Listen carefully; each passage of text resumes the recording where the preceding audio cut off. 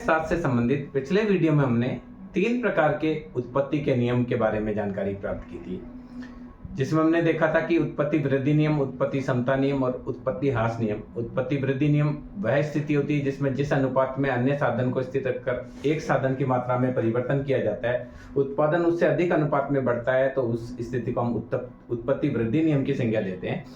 यदि जिस अनुपात में उत्पादन के साधन अन्य साधनों को स्थिर रखकर किसी एक साधन की मात्रा में जिस अनुपात में परिवर्तन किया जाता है उसी अनुपात में उत्पादन बढ़ता है, तो उसका अध्ययन उत्पत्ति समता नियम के अंतर्गत करते हैं। और परिवर्तनशील साधन के अनुपात से उत्पादन कम बढ़ता है तो उसका अध्ययन हम उत्पत्ति ह्रास नियम के अंतर्गत करते हैं। जहां तक परिवर्तनशील अनुपातों का नियम की बात थी, जब उत्पादन के अन्य सभी साधन को स्थिर रखकर केवल एक ही साधन में परिवर्तन किया जाता है तो उसके फलस्वरूप जो उत्पादन में परिवर्तन होता है उसका अध्ययन हम परिवर्तनशील अनुपातों के नियम के अंतर्गत करते हैं। आज के इस वीडियो में हम 2 साधनों को परिवर्तन करेंगे, यानी अल्पकाल में उत्पादन के यदि अन्य सभी साधनों को स्थिर रखकर 2 साधनों में परिवर्तन किया जाए तो उसके फलस्वरूप उत्पादन में जो परिवर्तन होता है उसका अध्ययन हम समोत्पाद वक्र के अंतर्गत करते हैं। तो आज के इस वीडियो में हम ये जानेंगे कि समोत्पाद वक्र क्या होता है। समोत्पाद वक्र आइसो प्रोडक्ट, इंग्लिश में इसको बोलते हैं आइसो प्रोडक्ट। आइसो का मतलब समान, प्रोडक्ट का मतलब समान उत्पादन, यानी समोत्पाद वक्र वह वक्र है जिसके प्रत्येक बिंदु पर एक उत्पादक को समान उत्पादन की प्राप्ति होती है। जैसा कि नाम से ही क्लियर है, समोत्पाद यानी सम है जहां उत्पाद, यानी ये एक ऐसा वक्र होता है जिसके हर बिंदु पर उत्पादन 100 है। ये 2 वस्तु के संयोग को बताता है, एक श्रम है, एक पूंजी है। यहां पे भी आप देखेंगे यह पूंजी है K2, श्रम है L1। हम श्रम की मात्रा को बढ़ाते हैं और पूंजी की मात्रा को घटाते हैं तो भी उत्पादन A और B बिंदु पर समान रहता है। यानी समोत्पाद वक्र वह वक्र है जिसके प्रत्येक बिंदु पर उत्पादन समान होता है। सामान्य रूप से जो हम पहले उदासीनता वक्र पढ़ा था, उदासीनता वक्र में हमने पढ़ा था कि उदासीनता वक्र वह वक्र होता है जिसके प्रत्येक बिंदु पर एक उपभोक्ता को समान संतुष्टि मिलती है, वो भी 2 वस्तुओं के सहयोग को बताता था। सिमिलरली समोत्पाद वक्र भी सेम टू सेम है, वहां 2 वस्तुओं के संयोग को बताता था, यहां 2 साधनों के संयोग को बताता है। तो आप इसको क्या करेंगे, समोत्पाद वक्र वह वक्र है जिसका प्रत्येक बिंदु 2 साधनों के ऐसे संयोगों को बताता है जिससे एक उत्पादक को समान उत्पादन की प्राप्ति होती है। जैसे देखिए, ये जो समोत्पाद वक्र है आइसो प्रोडक्ट कर्व, इस आइसो प्रोडक्ट कर्व के ए बिंदु पर भी उत्पादन 100 होता है, बी बिंदु पर भी उत्पादन 100 होता है। ये बिल्कुल तटस्थ वक्र की तरह ऋणात्मक ढाल वाला है। अंतर केवल इतना है कि तटस्थ वक्र में 2 वस्तु का संयोग बताते हैं जबकि इसमें 2 साधनों का संयोग बताते हैं। तटस्थ वक्र पर संतुष्टि कितनी मिली इसको नहीं बताते हैं, जबकि इसमें ये बताते हैं कि यहाँ 100 उत्पादन हुआ है, 200 उत्पादन हुआ, 50 उत्पादन हुआ, 25 उत्पादन हुआ। तो यहाँ ये क्लियर है। अगर आपसे ये पूछा जाए कि समोत्पाद वक्र को परिभाषित कीजिए तो आप बहुत आसानी से परिभाषा इसकी दे सकते हैं। यानी समोत्पाद वक्र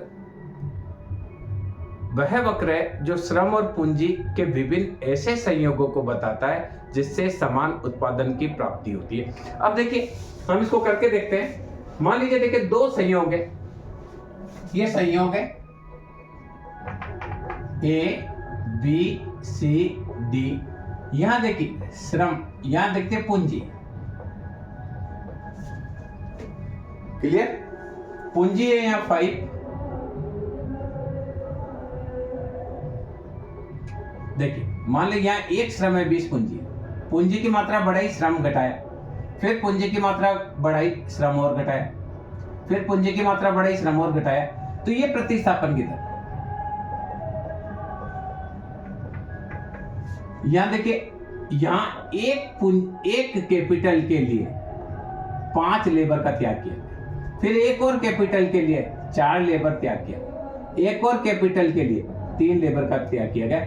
ये समोत्पाद वक्र पर प्रतिस्थापन की दर होती है। तो जैसे हमने तटस्थ वक्र पढ़ा था वैसे के वैसे ही आपको समोत्पाद वक्र की बात करनी है। समोत्पाद वक्र वह वक्र है जिसके हर बिंदु पर उत्पादन समान होता है, इसलिए इसको देखिए 2 साधनों को संयोग को बताता है। यहां हमने श्रम लिया, इसको L से डिनोट करते हैं। y अक्ष पे हमने पूंजी ली जिसको y से डिनोट करते हैं, तो a बिंदु हो चाहे b बिंदु हो चाहे c बिंदु, उत्पादन हर बिंदु पर समान होता है। इसी कारण से इसको समोत्पाद वक्र की संज्ञा दी जाती है।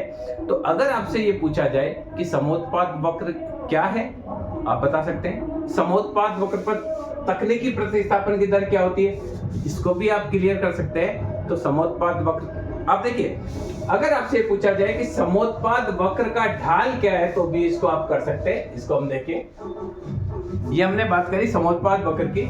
समोत्पाद वक्र का ढाल, समोत्पाद वक्र का ढाल, तो देखिए मान लीजिए ये समोत्पाद वक्र है, ये आइसोप्रोडक्ट कर्व है। यहां हमने कैपिटल को लिया, यहां हमने लेबर को लिया, और ए बिंदु से बी बिंदु पर, यहां से यहां तक लेबर बढ़ती है और कैपिटल कम होता है, ए से बी पर जाते हैं। तो उत्पादन 100 का 100 ही है, यानी क्या है, उत्पादन 100 का 100 ही है। यानी हम लेबर की मात्रा बढ़ाते हैं, और देखिए चेंज इन लेबर गुणा चेंज इन लेबर, हमने लेबर की मात्रा को इंक्रीज किया, L1 से L2 किया, कैपिटल को हमने K2 से K1 किया, A से हम B पर आए। तो लेबर की मात्रा गुणा मार्जिनल प्रोडक्टिविटी ऑफ लेबर, यानी लेबर बढ़ने से, लेबर ज्यादा होगी तो ज्यादा उत्पादन करेगी, और ये चेंज इन डेल्टा के मार्जिनल प्रोडक्टिविटी ऑफ कैपिटल, इन दोनों में चेंज क्या होता है, 0। यानी हम क्या करते हैं, पूंजी कम करते हैं और श्रम की मात्रा को बढ़ाते हैं। तो पूंजी को, श्रम की मात्रा को बढ़ाने से उत्पादन बढ़ेगा, पूंजी को घटाने से उत्पादन घटेगा, पर जितना श्रम को बढ़ाने से उत्पादन बढ़ेगा उतना ही पूंजी को घटाने से उत्पादन घटेगा। इस कारण से इनमें परिवर्तन शून्य होगा, यानी ए बिंदु पर भी 100 ही उत्पादन होगा, बी बिंदु पर भी 100 ही उत्पादन होगा। यदि श्रम को बढ़ाने से उत्पादन में ज्यादा वृद्धि होती, पूंजी को घटाने से उत्पादन में कम परिवर्तन होता, तो ऐसी स्थिति में इन दोनों पर उत्पादन की मात्रा में परिवर्तन होता। पर चूंकि दोनों बिंदु पर उत्पादन समान होता है, इस कारण से इसे समोत्पाद वक्र की संज्ञा देते हैं। तो यहाँ देखिए, चेंज इन लेबर गुणा मार्जिनल प्रोडक्टिविटी ऑफ लेबर बराबर माइनस डेल्टा के गुणा मार्जिनल प्रोडक्टिविटी ऑफ कैपिटल। तो मार्जिनल प्रोडक्टिविटी ऑफ लेबर बटे मार्जिनल प्रोडक्टिविटी ऑफ कैपिटल बराबर होगा माइनस डेल्टा के बटे डेल्टा एल। तो ये है ढाल। ढाल बराबर होता है लंब, लंब, ये देखिए लंब डेल्टा के, और ये वाला है डेल्टा एल आधार, लंब बटे आधार। तो इस प्रकार से क्या कर सकते हैं हम, समोत्पाद वक्र का ढाल भी हम निकाल सकते हैं। तो इस देखिए हमने यहाँ क्लियर किया कि किस प्रकार से समोत्पाद वक्र होता है, समोत्पाद वक्र किसको कहते हैं। अब देखिए समोत्पाद मानचित्र भी हम इसी में कर लेते हैं। समोत्पाद मानचित्र क्या होता है, इसको आप इसमें समझेंगे।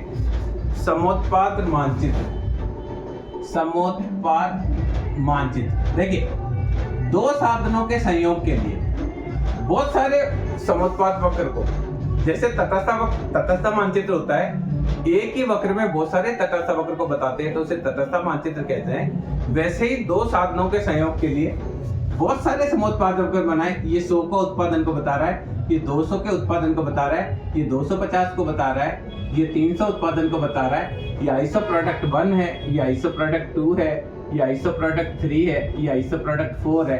यहाँ है श्रम और यहाँ है पूंजी। तो दो साधनों के संयोग के लिए बहुत सारे अगर समोत्पाद वक्र एक ही चित्र में बताए जाते हैं तो उसे समोत्पाद मानचित्र कहते हैं। तो मैं समझता हूँ इस वीडियो के माध्यम से आप समझ पाए होंगे कि समोत्पाद वक्र किसे कहते हैं, समोत्पाद वक्र का ढाल क्या होता है और समोत्पाद मानचित्र किसे कहा जाता है। धन्यवाद।